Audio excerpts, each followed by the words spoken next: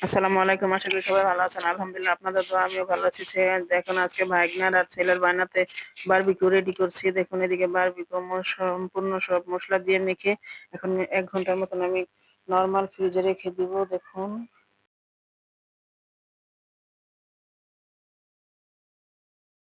এদিক দিয়ে দেখুন মসলা মাখার পরে যে অবশিষ্ট মসলাগুলো রয়েছে এগুলো আমি একটু মিশিয়ে রেখে দিলাম। এগুলো আবার একটু বারবিকিউর উপরে ব্রাশ করে দিতে হবে তাই।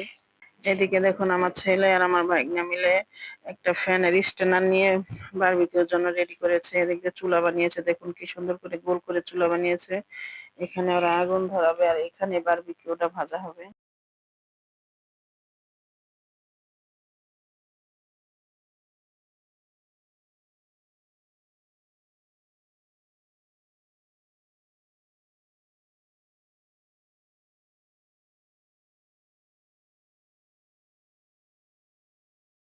আবারও সেই লাকড়ি ধরানোর ঝামেলা। লাকড়িটা একবার ধরে গেলে তারপরে তো রান্না করতে আরাম হয় কিন্তু ধরানোটাই ঝামেলা। দেখুন চিপসের প্যাকেট দিয়ে লাকড়িটা ধরাতে সুবিধা হয় তাই এদিকে ওরা ২ ভাই মিলে কি করতেছে দেখুন কিভাবে চুলাটা ধরায়।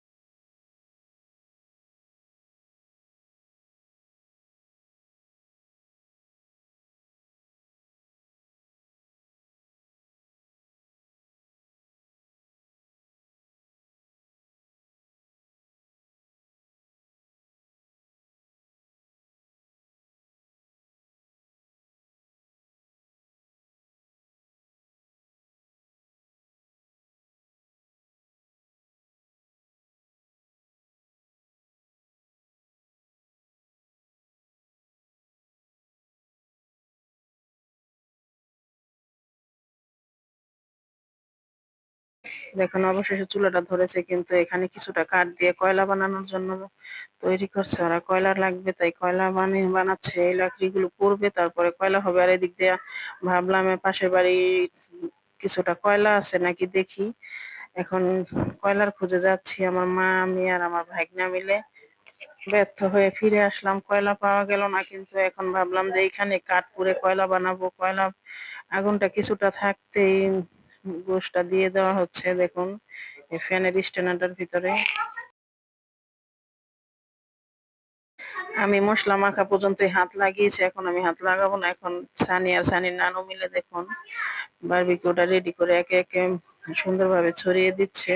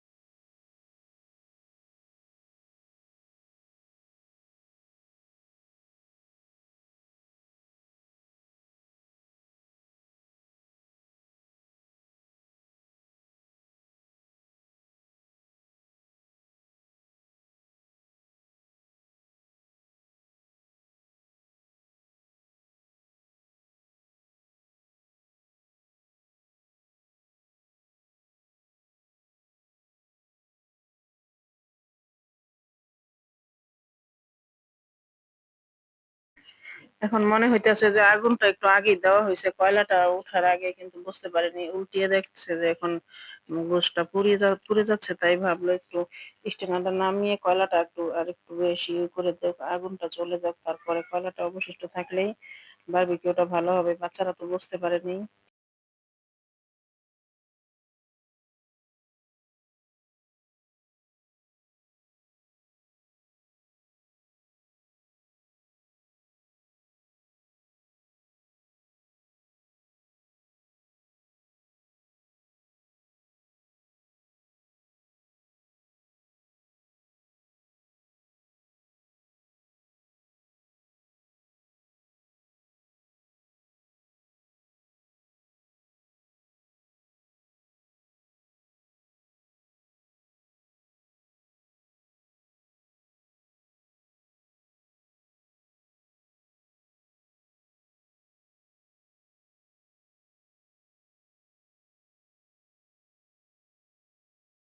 দেখুন ২ ভাই মিলে স্ট্যান্ডারটা উঠিয়ে কিছুক্ষণ রেখে দেওয়ার পর আবারও এখন দিয়েছে।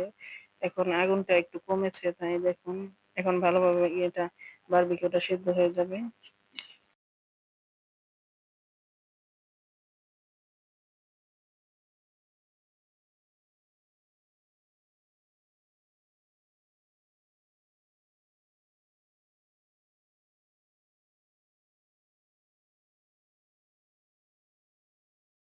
দিক দিয়ে আমার ছেলে বলতেছে, "আম্মু কয়েকটা রুটি বানিয়ে দাও। আমরা কয়েকটা রুটি দিয়ে খাবো। এটা শহর হলে তো আমরা নান রুটি কিনে আনতাম। কিন্তু এখানে তো আর পাওয়া যাবে না। তাই কয়েকটা রুটি বানিয়ে দাও।" এদিক দিয়ে আমার মা আর আমি রুটি বানাচ্ছি। আমি ভাজছি আর আমার মা বেলছে।